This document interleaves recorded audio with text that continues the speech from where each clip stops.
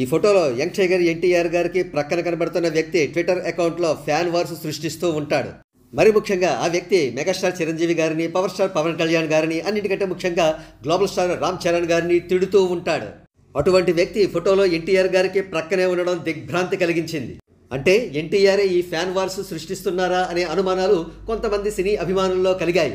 అంతేకాదు ఎన్టీఆర్ గారికి మెగా హీరోలంటే పడదు అనే అనుమానాలను కూడా ఈ ఫోటో రేకెత్తించింది. ఇక ఈ ఫోటో సందర్భం ఏమిటంటే ఎన్టీఆర్ కోట శ్రీనివాసరావు గారి మృతికి నివాళులు అర్పించారు. తదనంతరం ఆయన కోట గారితో తనకున్న బంధాన్ని స్మృతికి తెచ్చుకున్నారు. కాగా ఇక్కడ ఫ్యాన్స్ను యాంటీ ఫ్యాన్స్ను కలవరపెడుతున్న అంశం ఒకటి ఉంది. అదే ఎన్టీఆర్ గారి లుక్స్. మొహం పీక్కుపోయింది, జీవకళ పోయింది, విపరీతంగా చిక్కిపోయారు.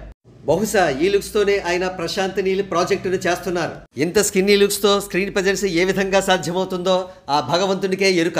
ఏదేమైనప్పటికీ ఒక్క ఫోటో వల్ల 2 రకాలుగా నెగిటివిటీలను ఎన్టీఆర్ మూట కట్టుకున్నారని చెప్పక తప్పదు.